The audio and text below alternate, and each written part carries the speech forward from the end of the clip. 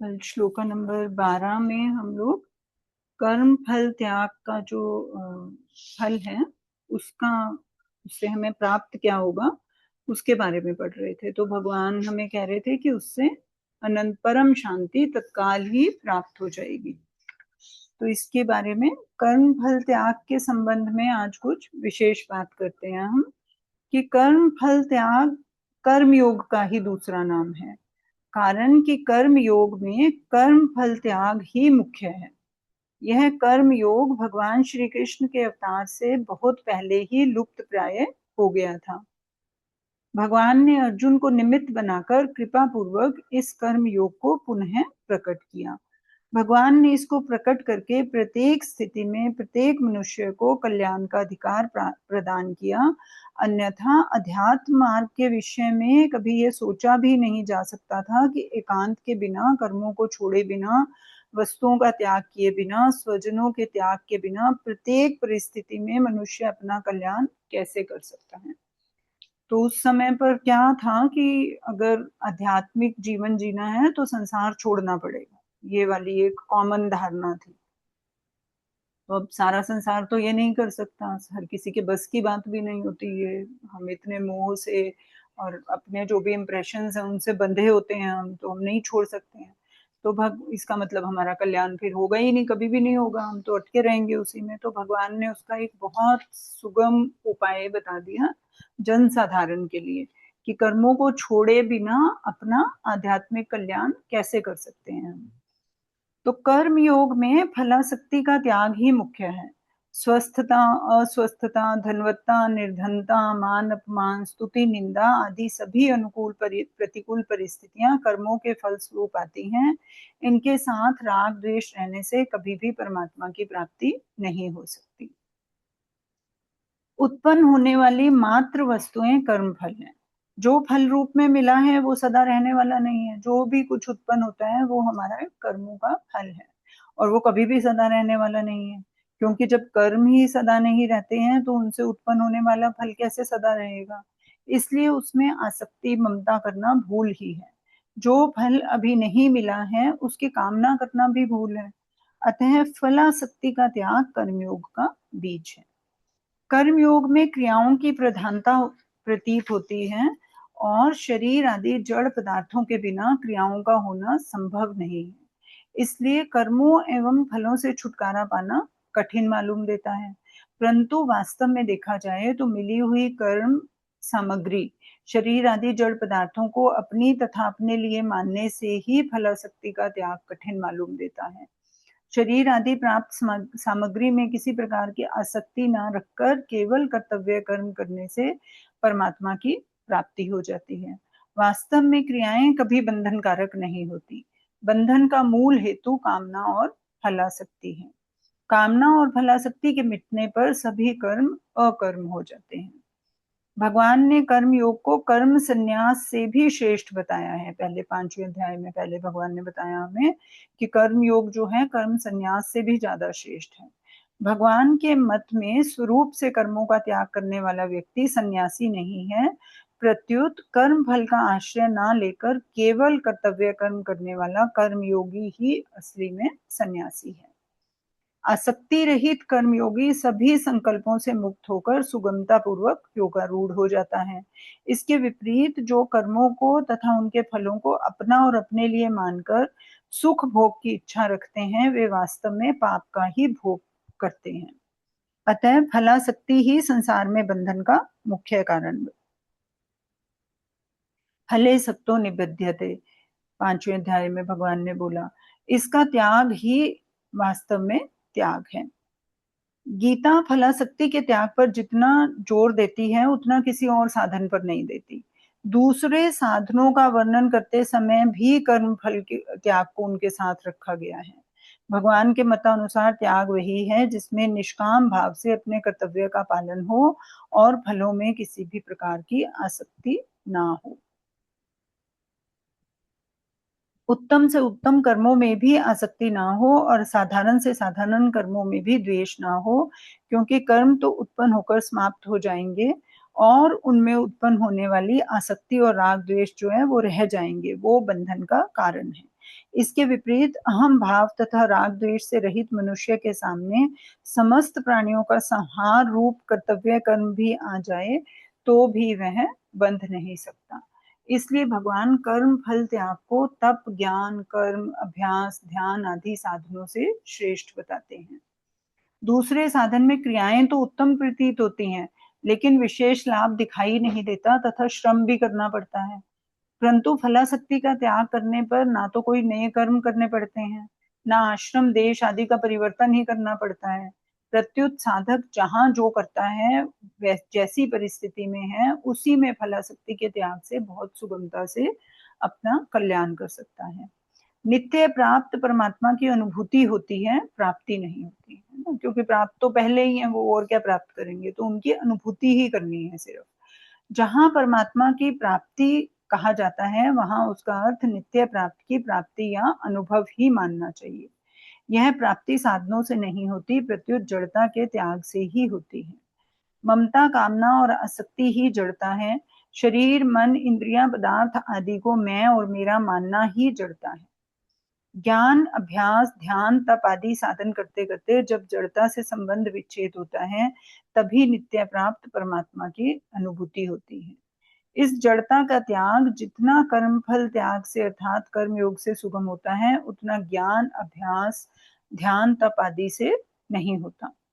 कारण कि ज्ञान आदि साधनों में शरीर आदि को अपना और साधन को अपने लिए मानते रहने से जड़ता, शरीर, मन, बुद्धि, इंद्रियां से विशेष संबंध बना रहता है। इन साधनों का लक्ष्य परमात्मा प्राप्ति होने से आखिर में सफलता तो मिल जाती है, लेकिन उसमें देर भी लगती है और कठिनाई भी होती है। भगवान ने बोला था ना, 5th नंबर था आई थिंक श्लोका, क्लेशोधिक तरस्तेषाम, ना उनको बहुत कठिनाई होती है। अव्यक्ता सक्त चेतसाम, जो व्यक्त की उपासना करते हैं उनको बहुत कठिनाई होती है। जड़ता का संबंध ही नित्य प्राप्त परमात्मा की अनुभूति में प्रधान बाधा है, यह बात अन्य साधनों में प्रतीत नहीं होती। जब साधक यह दृढ़ निश्चय कर लेता है कि मेरे को कभी भी किसी भी परिस्थिति में मन, वाणी अथवा क्रिया से चोरी, झूठ, व्यभिचार, हिंसा, छल कपट, अभक्ष्य, भक्षण आदि कोई शास्त्र विरुद्ध नहीं करने हैं, तब उसके द्वारा स्वतः ही विहित कर्म होने लगते हैं। साधक को निषिद्ध कर्मों के त्याग का ही निश्चय करना चाहिए, ना कि विहित कर्मों को करने का। कारण कि अगर साधक विहित कर्मों को करने का निश्चय करता है, तो उसमें विहित कर्म करने का अभिमान आ जाएगा, जिससे उसका अहम सुरक्षित रहेगा। विहित कर्म करने का अभिमान रहने से निषिद्ध कर्म होते हैं, परंतु मैं निषिद्ध कर्म नहीं करूंगा, इस निषेधात्मक निश्चय में किसी योग्यता, सामर्थ्य की अपेक्षा ना रहने के कारण साधक में अभिमान नहीं आता। निषिद्ध कर्मों के त्याग में भी मूर्खता से अभिमान आ सकता है। अभिमान आने पर विचार करना चाहिए, जो नहीं करना चाहिए वह नहीं किया, तो इसमें क्या विशेषता की। जैसे अब बोलेंगे मैं तो कभी झूठ नहीं बोलता, तो इसमें बहुत अगर हमें अभिमान आने लग जाए तो बोलेंगे जो करना ही नहीं चाहिए, झूठ बोलना ही नहीं चाहिए, तो मैं झूठ नहीं बोलता, तो इसमें कोई कौन सी बड़ी बात है, ठीक ही तो है ये, इसमें अभिमान करने की क्या बात है। इस तरह से जो निषेधात्मक काम है उसको नहीं करने पर कोई भी अभिमान नहीं आना चाहिए हमारे अंदर। फल की कामना भी तभी होती है जब कुछ किया जाता है, जब कुछ किया ही नहीं, केवल निषिद्ध कर्म का त्याग किया, तब फल की कामना क्यों होगी। अगर हम निषिद्ध का त्याग कर रहे हैं और बाकी जो कर्म हमारे सामने आ रहा है उसको कर्तव्य कर्म समझकर कर रहे हैं, तो फिर फल की इच्छा ही कहाँ से आई, है ना। हमने तो सिर्फ त्याग निषिद्ध कर्म का किया और उसमें अभिमान कर नहीं सकते, क्योंकि वो तो करने लायक ही चीज है। पत्थर कोई खाने की चीज थोड़ी है, तो पत्थर अगर हम बोले कि हम पत्थर नहीं खाते हैं तो हम बहुत बड़ा महान काम कर रहे हैं, तो ये कोई महानता तो नहीं हुई। जो करना ही नहीं चाहिए वो क्या करना।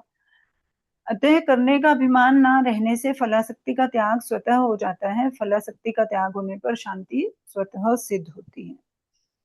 अब कहते हैं कि निषिद्ध कर्म का ना निश्चय होने पर दो अवस्थाएं होती हैं, या तो विहित कर्मों में प्रवृत्ति हो गई कि हम जो सही काम है वही करेंगे हम, और या फिर सर्वथा निवृत्ति हो जाएगी, सब कर्म करने छोड़ देंगे। विहित कर्मों में प्रवृत्ति से क्या होता है, अंतःकरण निर्मल हो जाता है और सर्वथा निवृत्ति होने से परमात्मा में स्थिति हो जाती है, तो वो संन्यास योग हो जाता है। और ये जो होता है इसमें अंतःकरण जो है राग द्वेष से मुक्त हो जाता है। सर्वथा निवृत्ति का तात्पर्य वासना रहित अवस्था से है, ना कि अकर्मण्यता या आलस्य से, क्योंकि आलस्य आदि भी निषिद्ध कर्म में आते हैं। तो आलस्य तो करना ही नहीं है, वो तो निषिद्ध कर्म है, जड़ता करनी नहीं है, तामसिक चाहिए नहीं है। तो इसमें सर्वथा निवृत्ति का मतलब है कि वासना से रहित हो गए हैं, हमारे अंदर कोई भी राग द्वेष या फलासक्ति नहीं रही है। ये तो हमने कर्म फल का त्याग समझ लिया कि क्या करने हैं। अब साधन के संबंध में क्या विशेष बात है, इतने भगवान ने साधन बताए हैं हमारे को, तो 4 साधन बता दिए ना भगवान ने। 9वें 10वें और 11वें श्लोक में 3 साधन बताए, अभ्यास योग, भगवद अर्थ कर्म और कर्म फल त्याग, ये बताए भगवान ने हमें। विचार पूर्वक देखा जाए तो उनमें से कर्म फल त्याग को छोड़कर प्रत्येक साधन में शेष दोनों साधन भी आ जाते हैं। जैसे अभ्यास योग में भगवान के लिए भजन नाम जप आदि क्रियाएं करने से वह भगवद अर्थ ही है, और नाशवान फल की कामना ना होने से उसमें कर्म फल त्याग भी है ना। अभ्यास योग में दोनों शामिल हैं। भगवद अर्थ कर्म में भगवान के लिए कर्म हम निरंतर करते जा रहे हैं, कंटिन्यूअसली कर रहे हैं, तो वो अभ्यास योग बन गया। और नाशवान फल की उसमें भी कामना हमने नहीं की, तो कर्म फल त्याग भी उसके अंदर है। वास्तव में साधक को सबसे पहले अपने लक्ष्य, ध्येय अथवा उद्देश्य को दृढ़ करना चाहिए। सबसे पहले तो हमें ये जानना है कि हमें चाहिए क्या है ना, हमारा लक्ष्य क्या है, ध्येय क्या है, उद्देश्य क्या है। उसके बाद उसे यह पहचानना चाहिए कि उसका संबंध वास्तव में किसके साथ है ना। फिर हमें ज्ञान थोड़ा अप्लाई करना चाहिए कि हमारा संबंध, मान लो हमारा लक्ष्य है, हमने ये मान लिया कि परम शांति है, हमें तो सुख की अनुभूति करनी है ना, परम सुख की ब्लिस चाहिए हमें। और उसके बाद हमें ये पहचानना है कि हमारा संबंध वास्तव में किसके साथ है, मैं हूँ कौन और मेरा क्या संबंध है संसार के साथ, भगवान के साथ, क्या, इसको समझने की कोशिश करनी चाहिए। फिर साधन चाहे कोई भी करें हम, उसके बाद ये 2 बातें समझ में आ जाएं, उसके बाद हम कोई भी साधन करें, अभ्यास करें, भगवत प्रीति अर्थ कर्म करें, कर्म फल त्याग करें, वही साधन उसके लिए श्रेष्ठ हो जाएगा। और वो साधन वो डिसाइड कैसे होता है, आपके पुराने इंप्रेशंस के ऊपर, जो आपके बॉडी के ऊपर पुराने इंप्रेशंस पड़े हैं, सोल के ऊपर, मन चित्त के ऊपर जो पुराने इंप्रेशन है, और जो आपकी अभी की परिस्थितियां हैं उनके अनुसार आपका जो है, क्या आप इनमें से चूज करते हो, रास्ता कौन सा चूज करते हो, ये तय होता है। जब साधक का यह लक्ष्य हो जाए कि उसको भगवान को ही प्राप्त करना है, तो उसको ये भी जल्दी ही समझ में आ जाती है थोड़े से श्रवण मनन चिंतन से, कि अनादि काल से उसका भगवान के साथ स्वतः सिद्ध संबंध है। ये 2 बातें बिल्कुल क्लियर हो गई हैं। जब कोई भी साधन उसके लिए छोटा नहीं रह जाएगा। अब जहां तक साधन की बात आई, तो उसको साधन से फर्क ही नहीं पड़ता कि कौन सा साधन यूज हो रहा है इसके लिए। तो किसी साधन का छोटा या बड़ा होना क्योंकि लौकिक दृष्टि से है, वास्तव में मुख्यता क्या है, उद्देश्य की है। अतः साधक को चाहिए कि वह अपने उद्देश्य में कभी किंचित मात्र भी शिथिलता ना आने दे। तो उद्देश्य हमारा जो है ना, हमारा उद्देश्य अगर भूख मिटाना है मान लो, तो हम किसी भी बर्तन में रख के खाना खा लें, कढ़ाई में खा लें, बोन चाइना की प्लेट में खा लें, स्टील की प्लेट में खा लें, मिट्टी के बर्तन में खा लें, किसी में भी खा लें, जिसके पास जो अवेलेबल है उसमें वो खा ले, भूख भूख मिटेगी। और जो ये बाकी बर्तन है वो लौकिक दृष्टि से सुंदरता है, हमें दिखने में अच्छा लग रहा है, प्रेजेंटेबल है, ये सब लौकिक दृष्टि की बातें हैं, है ना। तो अगर हमारा उद्देश्य क्लियर है, हमारा कि क्या उद्देश्य है हमारा, तो हम साधन उसमें कोई भी यूज करें, बाकी लोगों के लिए वो महत्व रख रहा होगा, लेकिन हमारे लिए कोई महत्व नहीं रखता, क्योंकि हमारा ध्यान सिर्फ मछली की आंख पे, जैसे अर्जुन की निगाह होती है ना, कि उसको तो उद्देश्य चाहिए, अपना भगवत प्राप्ति चाहिए।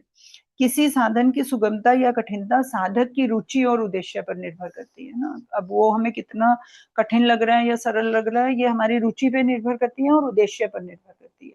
रुचि और उद्देश्य एक भगवान का होने से साधन सुगम होता है, लेकिन रुचि अगर हमारी संसार में है और उद्देश्य हम भगवान का कर रहे हैं, तो फिर तो कोई भी साधन हम अपना लें, सब हमें कठिन लगेंगे ना, क्योंकि हमारा मन जो है वो संसार में अटका हुआ है, और बुद्धि जो है हमें भगवान की तरफ खींच रही है। उद्देश्य बुद्धि कह रही है वो ठीक है, उधर जाना चाहिए।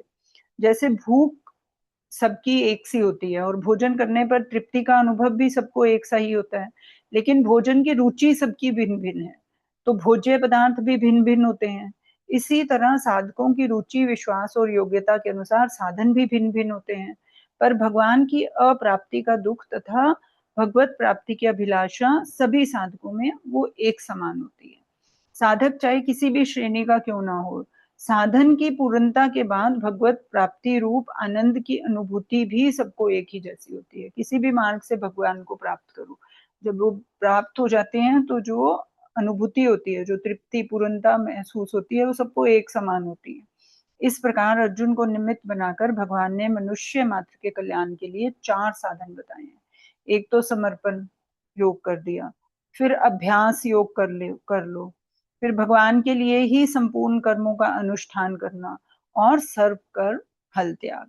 यद्यपि चारों साधनों का फल भगवत प्राप्ति ही है, तथापि साधकों में रुचि, श्रद्धा, विश्वास और योग्यता की भिन्नता के कारण ही भिन्न भिन्न साधनों का वर्णन हुआ है। वास्तव में चारों ही साधन समान रूप से स्वतंत्र और श्रेष्ठ हैं, इसलिए साधक जो भी साधन अपनाए उसे उस साधन को ही सर्वोपरि मानना चाहिए। अपने साधन को किसी भी तरह हीन, निम्न श्रेणी का नहीं मानना चाहिए और साधन की सफलता के विषय में कभी निराश भी नहीं होना चाहिए, क्योंकि कोई भी साधन निम्न श्रेणी का नहीं होता।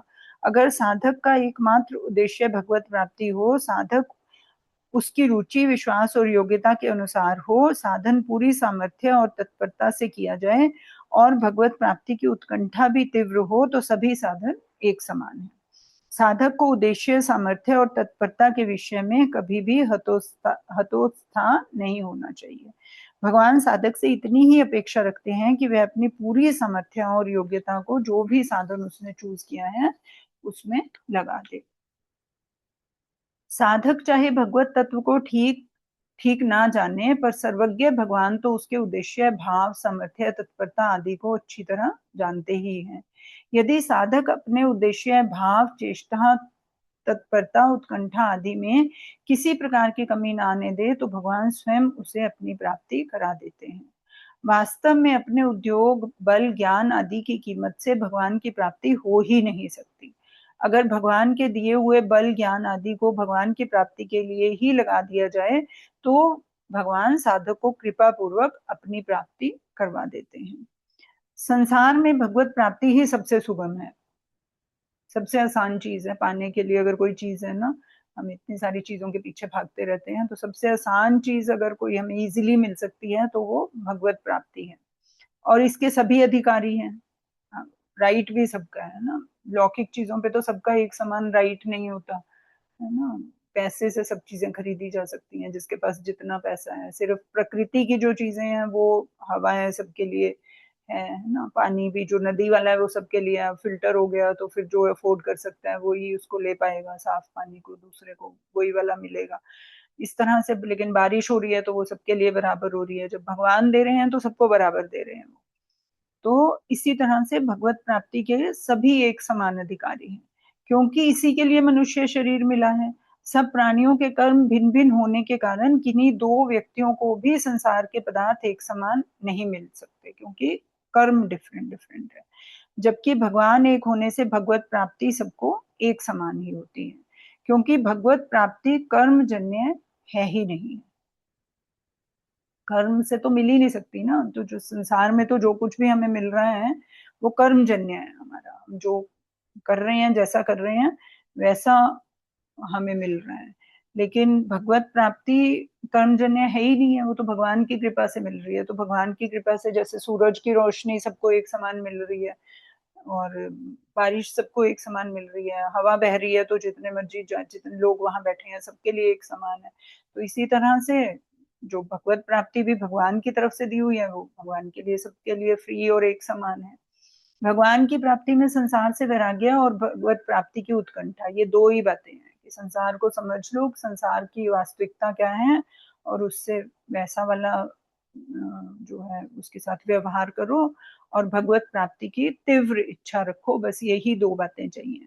इन दोनों में से किसी भी एक साधन के तीव्र होने पर भगवत प्राप्ति हो जाती है। इन दो में से भी अगर एक तीव्र हो जाए हमारा, है ना, भगवत प्राप्ति की इच्छा ही बहुत तीव्र हो जाए, तो अपने आप संसार छूटता जाएगा। जब भगवान की तरफ ज्यादा लगते जाओगे तो संसार में रुचि ऑब्वियसली कम होती जाएगी, और अगर संसार से वैराग्य हो जाए ज्ञान मार्ग पर चलकर, वो समझ में नहीं आ रहा, तो फिर करोगे क्या? फिर संसार में कुछ नहीं कर रहे हो तो वैराग्य हो गए तो संसार भगवान का ही करोगे, उधर ही जाओगे। दो ही चीजें हैं बस, तीसरी तो कोई चीज ही नहीं है। तो फिर भगवत प्राप्ति हो जाएगी। तो दोनों में से एक भी तीव्र हो जाती है तो फिर हो जाती है। भगवत प्राप्ति की उत्कंठा जो है ये स्पेशल है, क्योंकि इसमें भगवान भी हेल्प कर रहे हैं। संसार से वैराग्य में तो जीव खुद ही एफर्ट कर रहा है, उधर भगवान भी आपकी हेल्प कर रहे हैं, तो ये ज्यादा इजियर पाथ है। ऊपर जो 4 साधन बताए गए हैं उसमें से प्रथम 3 साधन तो मुख्यतः भगवत प्राप्ति की उत्कंठा जागृत करने वाले हैं, और चौथा साधन जो है कर्म फल त्याग मुख्यतः संसार से संबंध विच्छेद करने वाला है।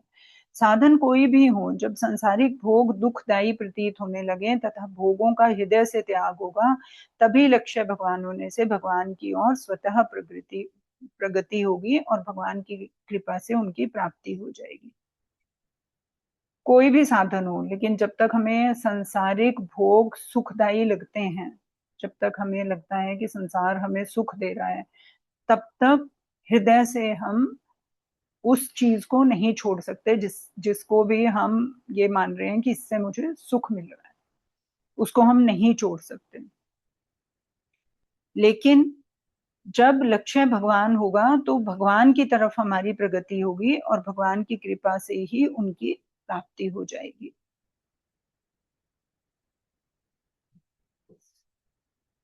इसी तरह जब भगवान परम प्रिय लगने लगेंगे, उनके बिना रहा नहीं जाएगा, उनके वियोग में व्याकुलता होने लगेगी, तब शीघ्र ही भगवान की प्राप्ति हो जाएगी। परिशिष्ट भाव है अभ्यास, शास्त्र ज्ञान और ध्यान। ये तीनों तो कर्ण सापेक्ष हैं, पर कर्म फल त्याग कर्ण निरपेक्ष है। कर्म फल त्याग को श्रेष्ठ बताने का कारण है कि लोगों की इस साधन में निकृष्ट बुद्धि है। लोगों को समझ में नहीं आता ये साधन। वो कहेंगे कि सब तो कर रहे हैं, क्योंकि कर्म फल त्याग किसी को दिखा तो नहीं सकते ना कि हमारे अंदर आसक्ति है या नहीं है, जो भी हमारे वो फल आ रहे हैं ना। भाव तो अपने नहीं किसी को प्रकट कर सकते, तो वो बोलेंगे कि सब तो कर रहे हैं, बड़ी गाड़ी में घूम रहे हैं ना, होटल में खाना भी खा रहे हैं और कह रहे हैं हम स्पिरिचुअल हैं। ऐसे थोड़ी होता है।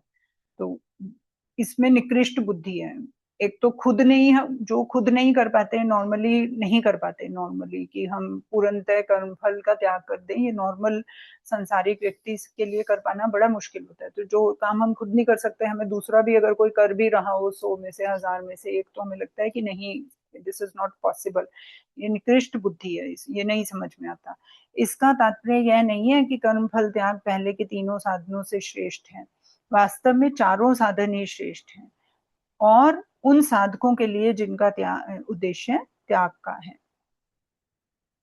इस श्लोक में आए 4 साधनों के अंतर्गत 10वें श्लोक में आए मदर्थम अपि कर्माणि को नहीं लिया गया है। इसका कारण यह है कि मदर्थम अपि कर्माणि अर्थात भक्ति में ही साधन की पूर्णता हो जाती है। भक्ति और त्याग दोनों ही साधन श्रेष्ठ हैं। कर्म फल त्याग से कर्म फल की इच्छा का त्याग समझना चाहिए। इच्छा भीतर होती है और फल त्याग बाहर होता है। फल त्याग करने पर भी भीतर में उसकी इच्छा रह सकती है ना। लौकिक संसार में तो हम फल का त्याग कर दें मान लो, लेकिन अंदर अंदर उसकी जो कामना है बनी रहे, राग या द्वेष बना रहे, तो फिर वो पूर्ण नहीं हुआ हमारा कर्म फल त्याग। अतः साधक का उद्देश्य कर्म फल की इच्छा के त्याग का रहना चाहिए।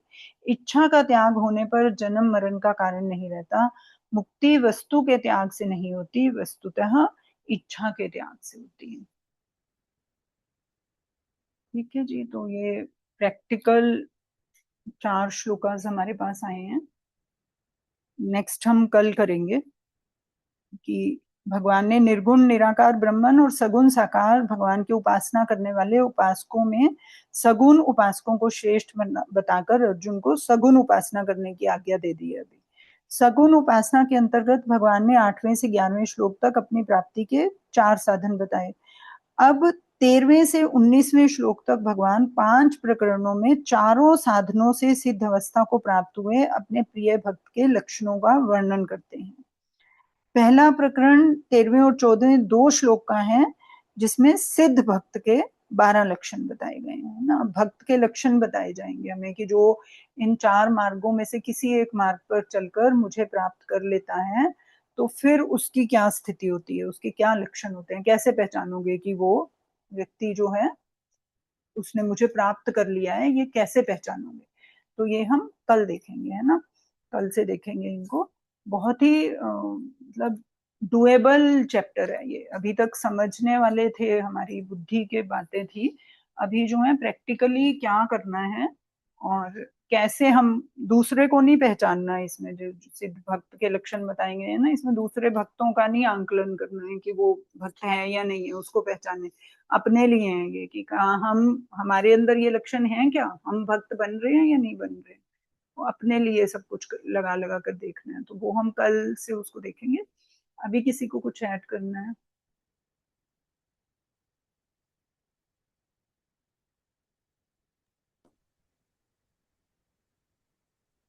अभी तो ये सारी डिटेल में अब आ गई हैं, चैप्टर्स ऐसे आ गए हैं। शुरू से ही जब हमने शुरू किया था तो ये था कि इसमें त्याग करना पड़ेगा, सेक्रीफाइस। उसके बगैर भगवत प्राप्ति नहीं होगी, असली काम नहीं होगा।